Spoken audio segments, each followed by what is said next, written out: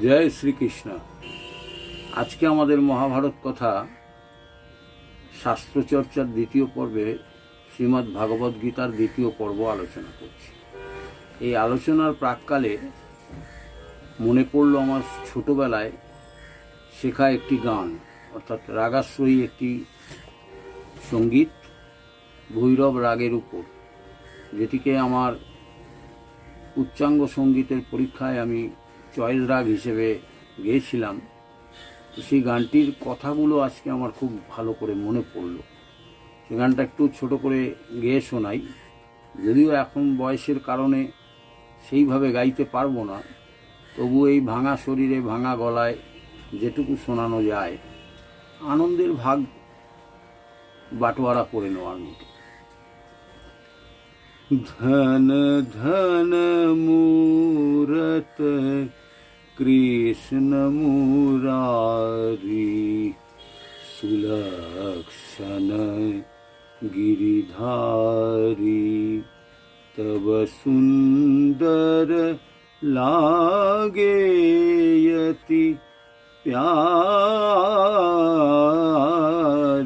धन धन मूरत कृष्ण मुरारी बंसीधर मन मोहन सुहावे।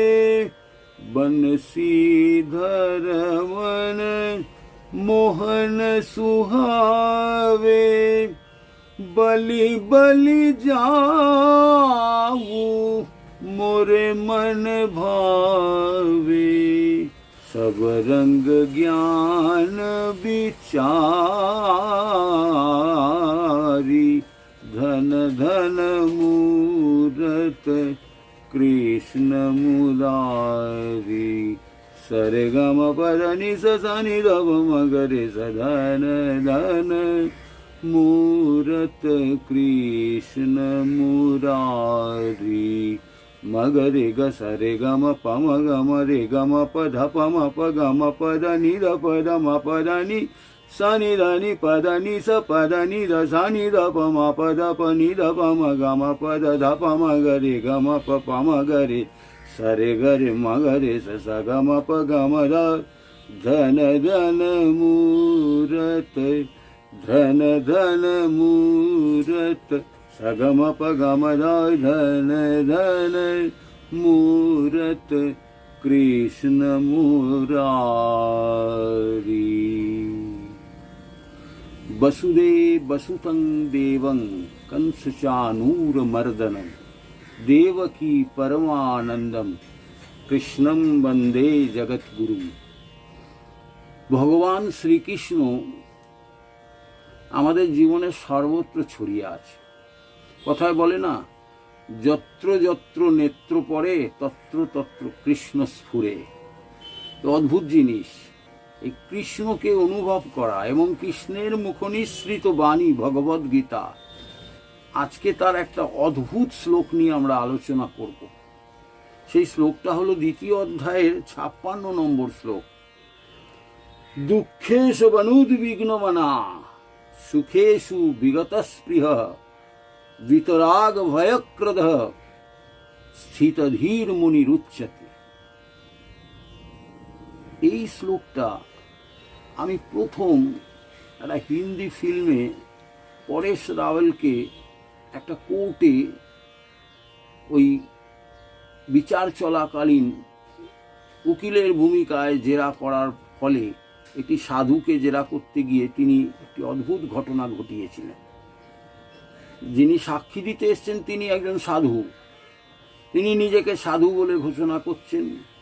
তো পরেশ রাওয়াল তাকে খুব রাগিয়ে দিল। সে রেগে মেগে তো ভীষণভাবে তার উপর রিয়াক্ট করলো। তখন পরেশ রাওয়াল এই শ্লোকটা বলছিল যে যিনি রেগে যান তিনি সাধু নন। আসলে ঘটনাটা আমরা দেখব বিবেকানন্দ বাণী রচনা যদি আপনারা পড়ে থাকেন, বিবেকানন্দের পরিব্রাজক দশায় বিবেকানন্দ এরকম একটি ঘটনা ঘটিয়েছিলেন। আসলে হরির কথা হরের ভীষণ পছন্দ, অর্থাৎ নারায়ণের বাণী মহাদেবের দারুণ দারুণ ফেভারিট। তিনি অন্তর থেকে সেই তার ভাষাগুলো, তার কথাগুলো, তার বাণীগুলো হৃদয় দিয়ে তিনি গ্রহণ করেন। এই জন্যই বোধহয় বাংলায় সেই শব্দটা সৃষ্টি হয়েছে, হরিহর আত্মা।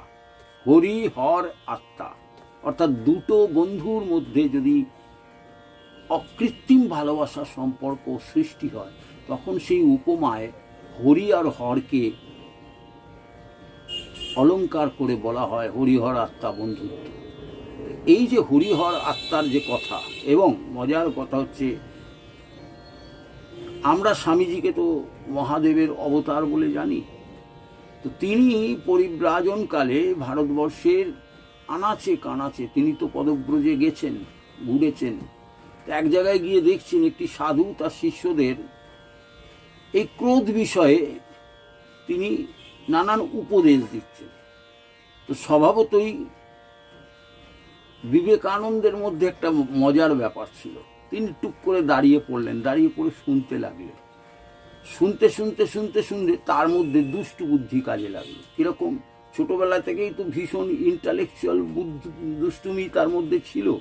তো তার মধ্যে সেই ইন্টালেকচুয়াল দুষ্টুমিটা হঠাৎ করে জেগে উঠল। তিনি সেই সাধুকে হঠাৎ করে বলতে লাগলেন, কি হে সাধু, তুমি আবার ক্রোধের ব্যাপারে শেখাও? হ্যাঁ, ওই তো তোমার জটা কাঁচি দিয়ে কুচকুচ করে কেটে দেওয়া যায়, এরকম এমনভাবে উত্তক্ত করা কথাবার্তা বলতে লাগলেন। সাধু তো রেগে চিমটা নিয়ে স্বামীজিকে যেই তাড়া করতে উদ্যত হলেন, তিনি তার হাতটা ধরে বললেন, দেখলে তো, ক্রোধকে জয় করা এত সোজা নয়। সাধু নিজের ভুলটা বুঝতে পারলেন, স্বামীজির কাছে তিনি শেষমেশ সারেন্ডার করলেন। তখন এই শ্লোকটা তিনি বলে তাকে বলেছিলেন যে দুঃখেষু অনুদ্বিগ্ন মনহা সুখেষু বিগত স্পৃহা বিতরাগ ভয়ক্রোধ স্থিতধীর মুনির উচ্চতে।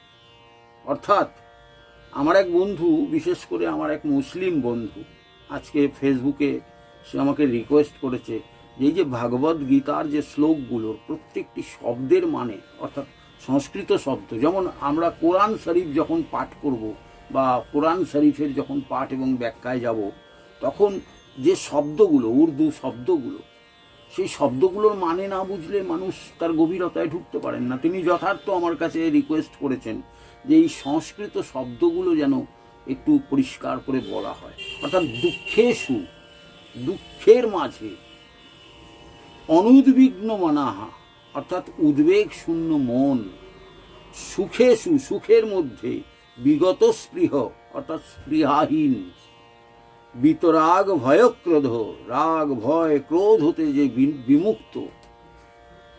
মুনি মানে যিনি মননশীল ব্যক্তি, আর স্থিতধী মানে হচ্ছে যিনি স্থিতধী, অর্থাৎ যার স্থির মন, মন প্রাণ সবকিছু স্থির, তাকে উচ্চতে অর্থাৎ তাকেই বলা হয় উৎপথিত।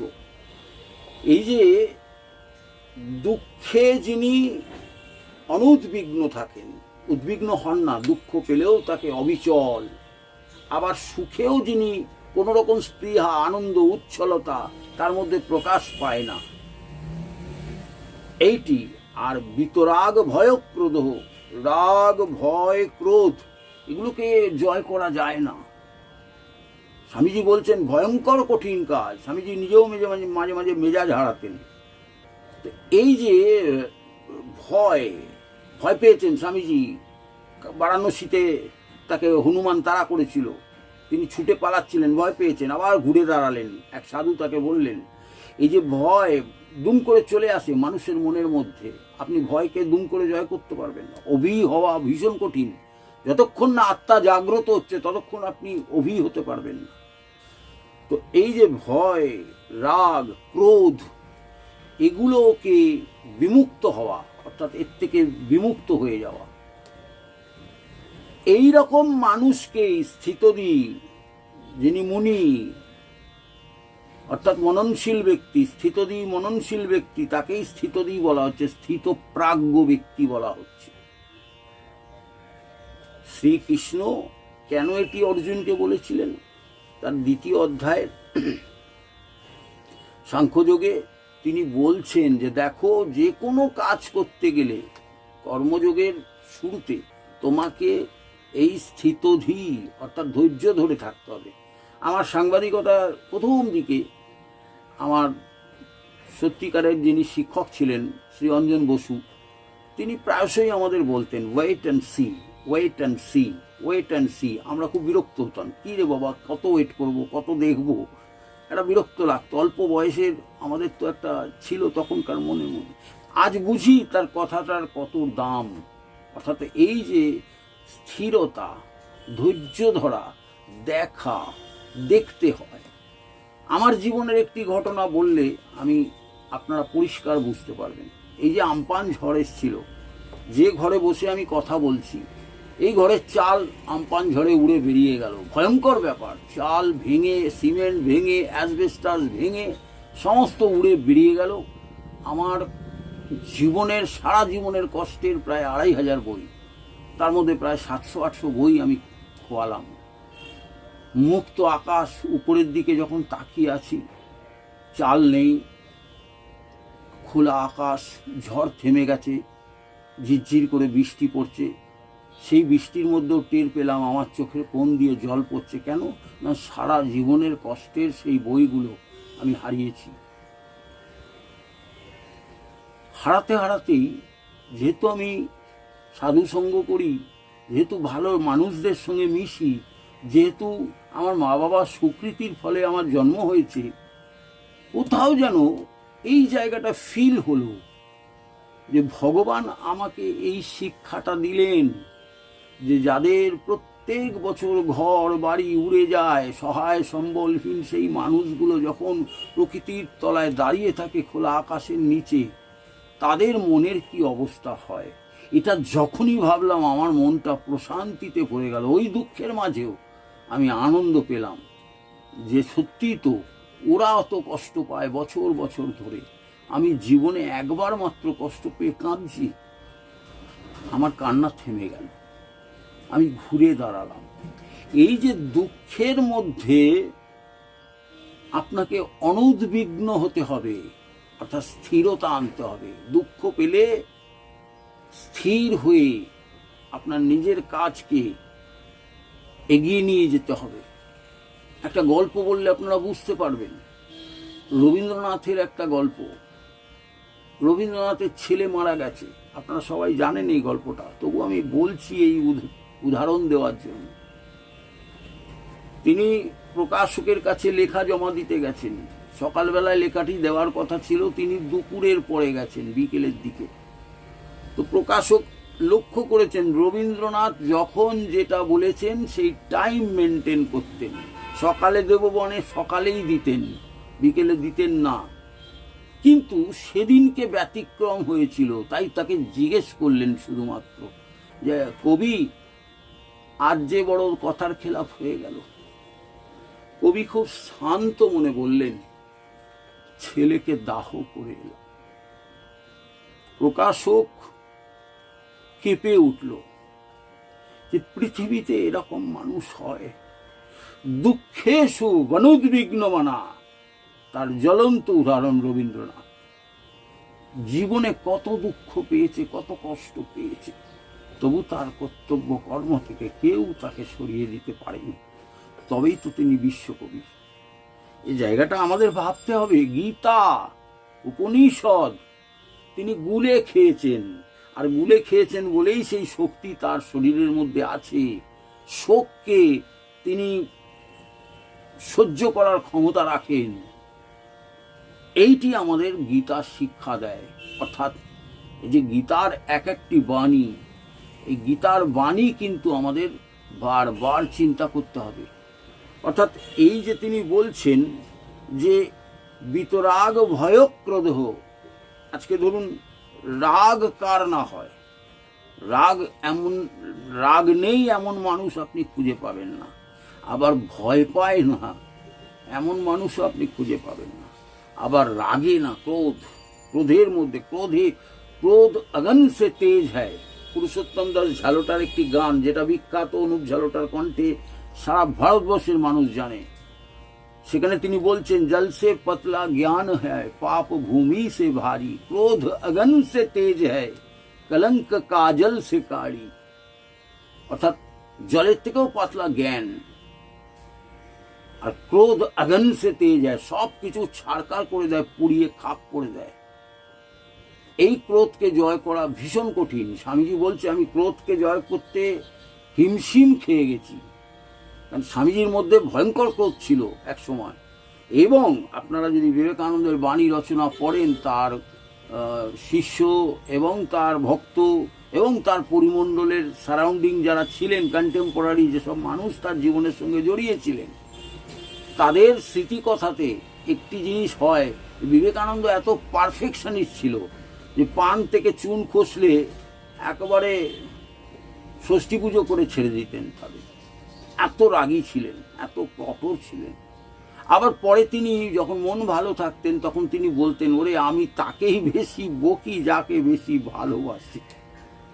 এই যে ব্যাপারটা, এই ব্যাপারটা কিন্তু স্বামীজির মধ্যে ছিল। অর্থাৎ তিনিও কিন্তু ক্রোধকে সহজে জয় করতে পারেননি। আর মহাদেব তো তাণ্ডবেশ্বর, তার মধ্যে তো ক্রোধ থাকবেই, কিন্তু তবুও তিনি ক্রোধকে জয় করেছেন। কারণ মহাদেবী একমাত্র আইকন, মহাদেবী একমাত্র দুঃখেষু অনুদ্বিগ্ন মনা সুখেষু বিগত স্পৃহ বিতরাগ ভয়ক্রোধ স্থিতধীর মুনির উচ্চতের একমাত্র ব্র্যান্ড অ্যাম্বাসাডার যদি পৃথিবীতে কাউকে খুঁজে বার করা যায়, তিনি মহাদেব।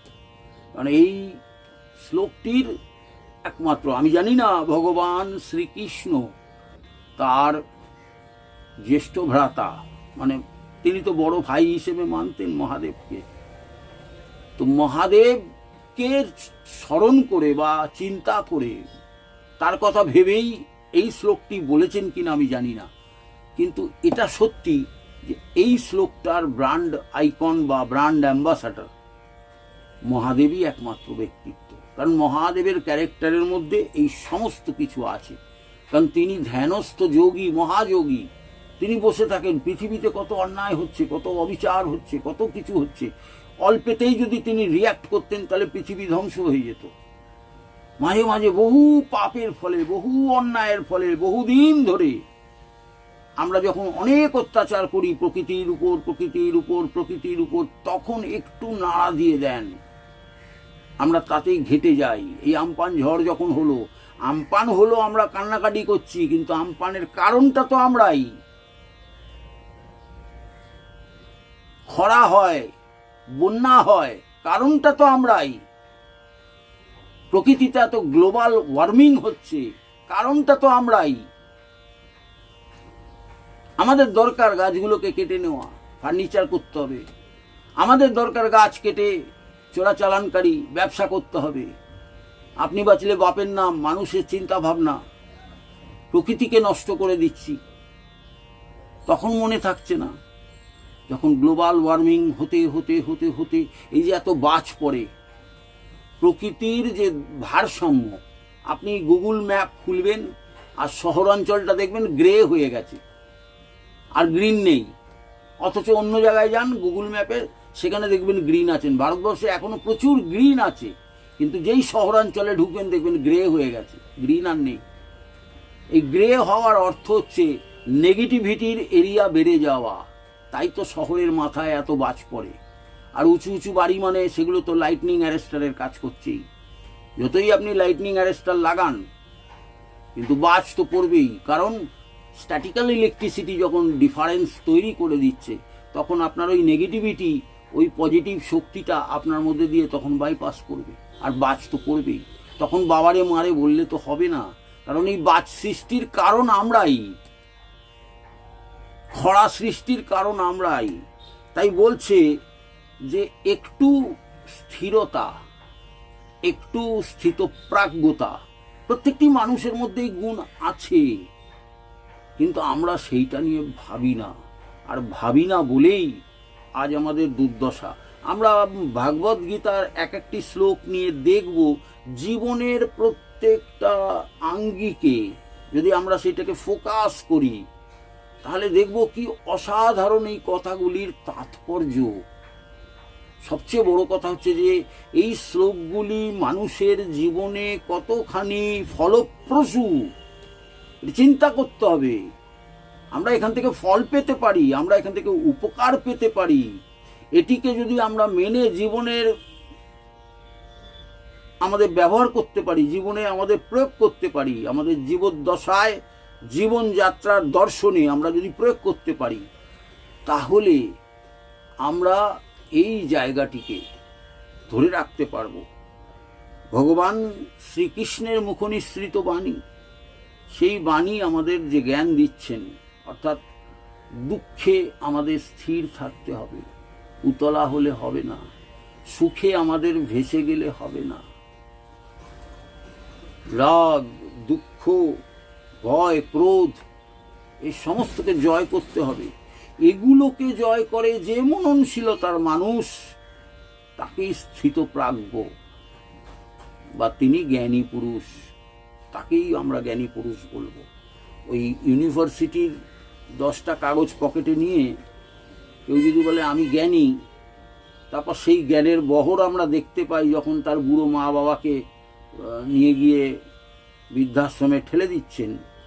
আমি তো পৃথিবীতে এরকম আজব কেসও দেখেছি যে বৃদ্ধা মা, একমাত্র সম্বল সন্তান, যাকে বুকের দুধ খাইয়ে মানুষ করেছে, সেই সন্তান মাকে স্টেশনে বসিয়ে বলল আসছি, আমি টিকিটটা কেটে নিয়ে আসি, তুমি একটু বসো। আর 9, 2, 11 করে ছেলে সেই যে গেল, গেল তো গেল, আর এলো না। এই কি কলিকালের আসল চিত্র? ভগবান শ্রীকৃষ্ণ বলছেন যে মানুষের ভেতরকার যে চৈতন্য জাগানোর জন্য, অর্থাৎ ভাগবত গীতার এক একটি শব্দ ব্রহ্ম। শব্দ ব্রহ্ম মানে কি জানেন? আমি একটু খুব অন্যভাবে গুছিয়ে বলি।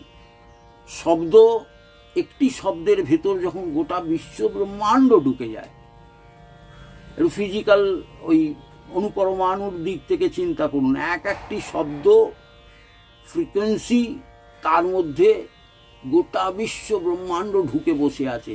ভগবান শ্রীকৃষ্ণ যখন বালক অবস্থায় তার মাকে মাটি খেয়েছে বলে হাঁ করে দেখালো, সেই হাঁয়ের মধ্যে যখন বিশ্ব ব্রহ্মাণ্ড দেখালো, সেই মুখ থেকেই তো নির্গত হয়েছে সেই সব শব্দগুলি।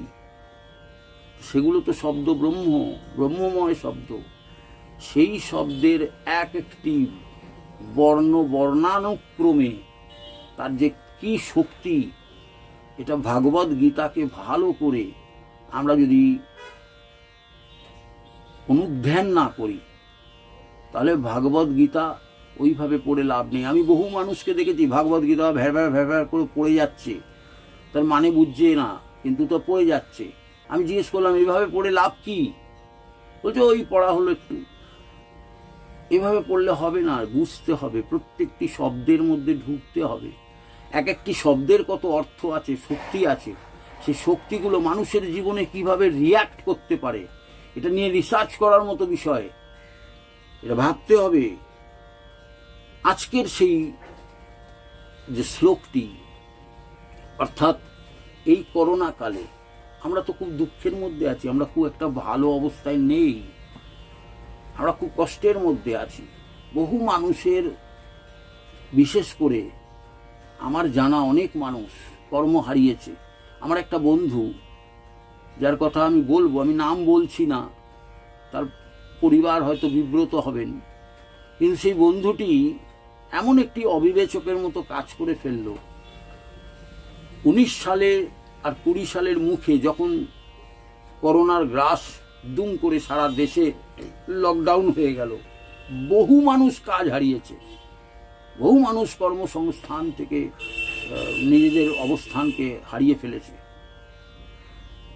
একটা চালু রোজগারে মানুষ হঠাৎ করে কাজ চলে গেলে তার কি অবস্থা হতে পারে? দুঃখ। কিন্তু সেই দুঃখ, সে উদ্বিগ্ন হয়ে একটা অবিবেচকের মতো ভুল কাজ করে ফেললেন, আত্মহত্যা করে ফেললেন, তার পরিবারটা ভেসে গেল।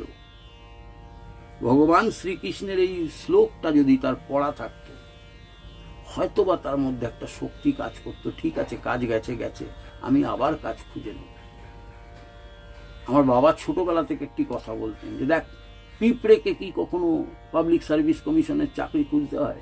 খুঁজতে হয় না। পিঁপড়ে ঠিক চিনির দানা কোথায় আছে শুকে শুকে শুকে শুকে তার সুঁড় দিয়ে বুঝে বুঝে বুঝে বুঝে সেন্সের মাধ্যমে সে ঠিক জোগাড় করে নেয়। পিঁপড়ে যদি তার আহারটা জোগাড় করতে পারে, সামান্য পিঁপড়ে, তাহলে মানুষ এত বুদ্ধিমান জীব, মানুষ কেন পারে না? কারণ মানুষ মায়াবদ্ধ, পিঁপড়েকে মায়াবদ্ধ না। পিঁপড়েরা মায়ার এফেক্টের বাইরে, অর্থাৎ মায়া যে জাল ফেলেছে পিঁপড়ে তার মধ্যে পড়ে না। ওই যে দেখবেন গুপি গাইনের বাঘাবাইনের গান হচ্ছে, সবাই স্থির হয়ে গেছে, নড়তে পারছে না, কিন্তু গুপি আর বাঘা দুজনে কিন্তু নড়ছে। আর কে নড়ছে? একটি শিশু ছিল, যে শিশুর উপর কাজ করতো না, মায়া কাজ করতো না। এবার অদ্ভুত ব্যাপার আছে। এমনি জীব জগতের মধ্যে বহু জীব জগৎ আছে যারা বোধের অতীত, অর্থাৎ বোধাতীতা, তারা মায়াবদ্ধ নয়। মানুষ মায়াবদ্ধ কারণ তার বোধ আছে, তার বুদ্ধি আছে, তার ভালো মন্দ বিচার আছে, সে কি করলে নিজের লাভ হয় সেটা খুব ভালো বোঝে। সেই জন্যই সে মায়াবদ্ধ জীব বলে সে মায়ায় আবিষ্ট হয়ে যায়। আর মায়ায় আবিষ্ট হলেই কি হয়? যখনই বায়াস্ট হয় কোনো মানুষ কোনো শক্তির দ্বারা, তখনই সে ভুল সিদ্ধান্ত, খারাপ পদক্ষেপ নিয়ে তার জীবনের ক্ষতি করে ফেলে।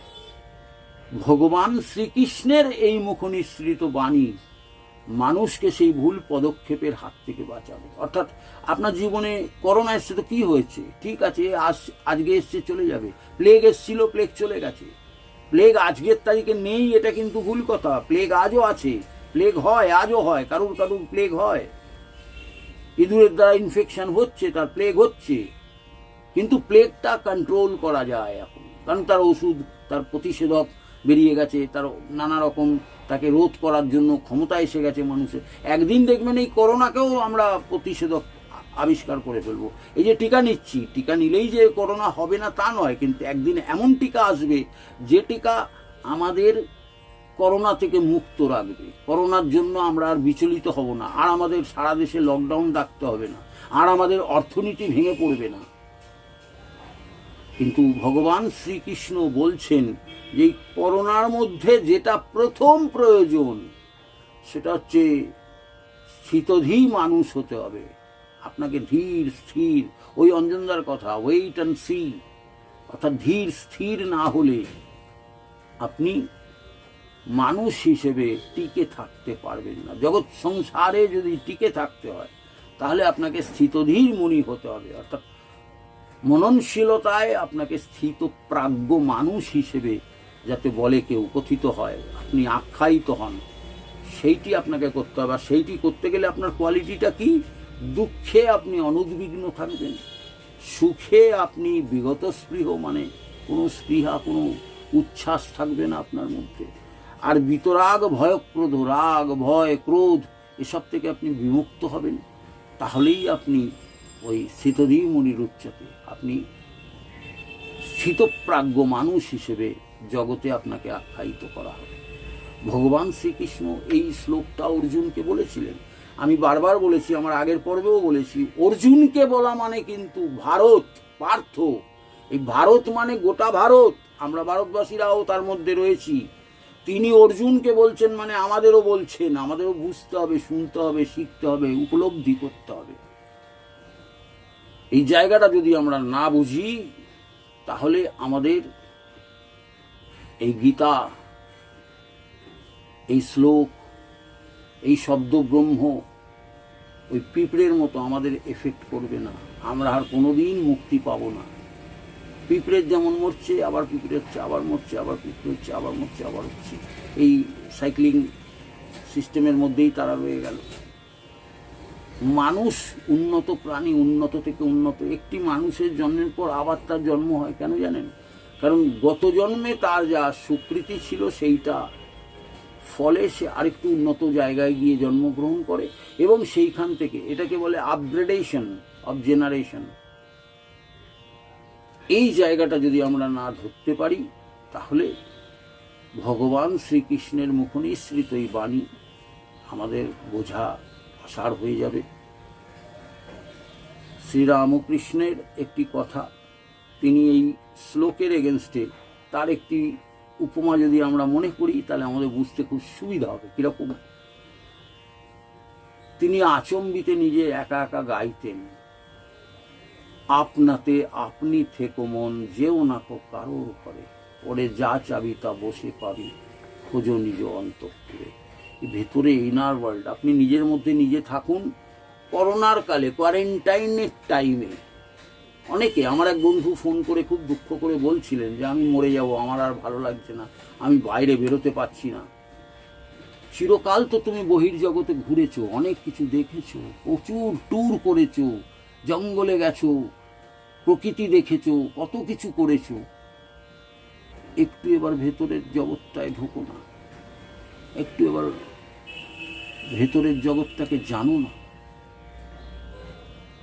যেমন একটা কবিতা আছে না, থাকবো না কেউ বদ্ধ করে, দেখবো এবার জগৎটাকে কেমন করে ঘুরছে মানুষ যুগান্তরের ঘূর্ণিপাকে। আমি যদি এর উল্টোটা বলি যে থাকবো না কেউ বহির্জগতে, দেখবো এবার অন্তর্জগৎ কেমন করে কাজ করছে, সেই ভেতর দিকের ভগবানের কাজগুলো, এগুলোকে আমাদের বুঝতে হবে। আছে তো একটা ওয়ার্ল্ড, ইনার ওয়ার্ল্ড। এটা রামকৃষ্ণদেব যেমন গান গিয়ে গিয়ে বলতেন, আমরা কি একটু চিন্তা করতে পারি? দেখুন, ভেতর ভেতর বসে অন্তঃকরণে অন্তঃমনন করতে করতে একটি মানুষ কবি হয়ে উঠতে পারে, একটি মানুষ লেখক হয়ে উঠতে পারে, একটি মানুষ বক্তা হয়ে উঠতে পারে। একটি মানুষের কত রকম তার বহিঃপ্রকাশ হতে পারে, গুণের বহিঃপ্রকাশ, ভার্সেটাইল গুণের অধিকারী হতে পারে মানুষের। এইটাই তো মজা। তাই বলা হচ্ছে শ্রীকৃষ্ণ তো সারা বিশ্বের যত্র যত্র নেত্র পড়ে তত্র তত্র কৃষ্ণ স্ফুরে, যেখানে চোখ ফেলবেন সেখানেই কৃষ্ণ। অদ্ভুত ফর্মুলা দিয়ে গেলেন। তো এই যে কৃষ্ণ সব কিছুর মধ্যে আছে, যেমন প্রহ্লাদকে বলা হয়েছিল না, তোমার হরি কি এই পাথরের থামের মধ্যে আছে? বলে হ্যাঁ, আমি সর্বত্রই সর্বং খলবিদং ব্রহ্ম, ব্রহ্ম সব কিছুর মধ্যে আছে। ভেঙে ফেলা হলো, তারপর তো পরের সিনটা জানেন, ঘ্যাচাং করে পেট চিরে দিল। পরিত্রাণায় সাধূনাং বিনাশায় চ দুষ্কৃতাম, নারায়ণের একটি অন্যতম কাজ।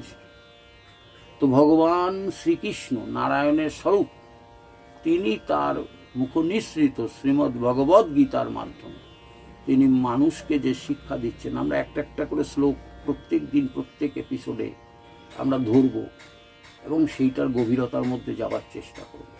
যাদের যা প্রশ্ন থাকবে, আপনারা এই চ্যানেলের মাধ্যমে আমাকে প্রশ্ন করবেন, প্রশ্ন পাঠাবেন, প্রস্তাব পাঠাবেন। যদি কেউ অংশগ্রহণ করতে চান, তিনিও সে আসতে পারেন। আমি বহু মানুষকে আহ্বান জানাচ্ছি, যাদের যেটুকু যা ক্ষমতা আছে দিন। আমি বলে কিছু নেই, আমার বলে কিছু নেই। এ মহাভারত কথা আপনাদের সকলের, এখানে আপনারা সবাই স্বাগত। আসুন, যে যেভাবে পারি আমরা আমাদের মধ্যেই আদান প্রদান করে নিজেদের সমৃদ্ধ করে তুলব। আজকের মতো আমাদের এখানেই আলোচনা রীতি চল থাকবে। সর্বে ভবন্তু সুখিনঃ, সর্বে সন্তু নিরাময়া, সর্বে ভদ্রাণি পশ্যন্তু, মা কশ্চিৎ দুঃখ ভাগ ভবে। ওম শান্তি শান্তি শান্তি। হরি ওম তৎসৎ।